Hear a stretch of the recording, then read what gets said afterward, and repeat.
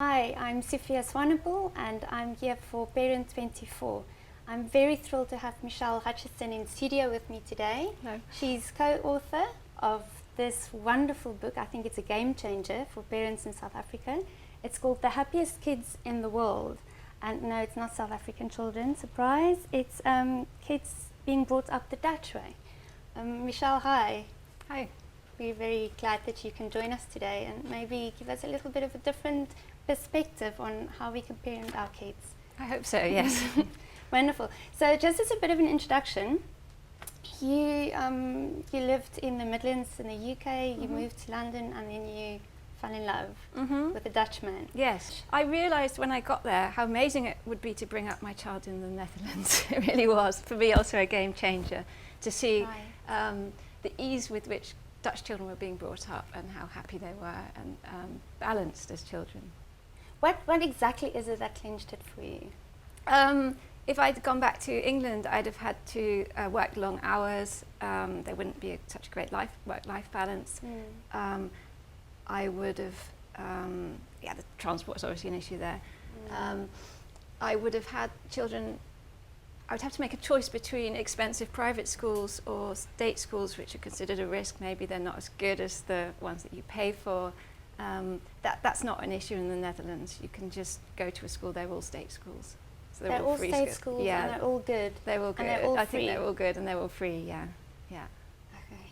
So already there, it's taking a lot of anxiety A lot of anxiety out of the whole process. Yeah. So if all schools are fine and equally good, and there are no homework. There's no homework at primary school, so children go to primary school from the age of 4 till about 11 or 12, and that's no homework.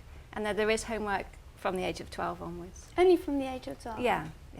When they're old enough to learn better and be a bit more disciplined, and they maybe need less time to play than when they're younger. Play is considered more important than learning in the early years. Because you do learn through play. You learn through play, yeah. But it's a different kind of learn. I think That's we're right. very much academically focused here. So tell me, when you reach high school or secondary school, the kids are moved into streams. They're moved into 3 different streams. The one stream goes through to prepares you for vocational training. So then you become a hairdresser or a chef, something like that.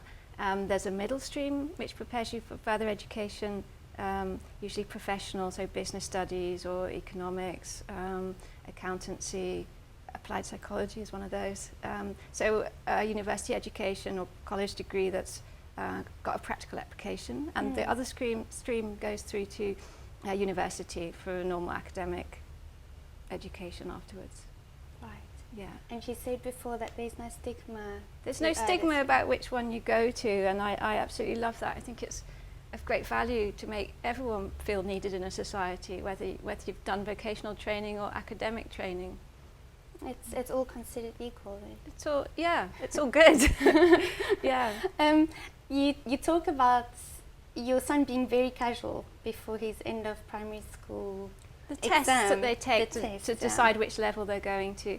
The teacher presents them in a very casual way so as not to stress the children out about them. I mean, it's important that the children, that their performance isn't affected by stress, and that goes throughout school, but it's important that they don't develop fear of exams, which I had myself as a child actually. I think we all did. Yeah. And then you said that the teacher, you actually wanted to help him and revise with him and coach him, and the teacher said absolutely not. She said, please don't put him under any pressure. We were worried that, although he's very bright, he wasn't very good at multiple choice tests. He'd just tick any box that looked approximately right rather than spending time to think it through. So we were worried that he would not get into the kind of education that would suit him later. But she said just leave him. She said just leave him and it will be fine, and it was. She was right. And my daughter's going through those tests now, and it's the same. Just let her be. Just don't stress her out. Let her do her sports and her hobbies. They're just as important. That's quite a bit different from parents here doing their children's assignments. That's right. Yeah, you don't want to start doing your children's homework for them. And my little girl is grade 1 now. She just started grade 1. Mm. and they've got homework every single day. Yeah. Tests every Friday. Yeah.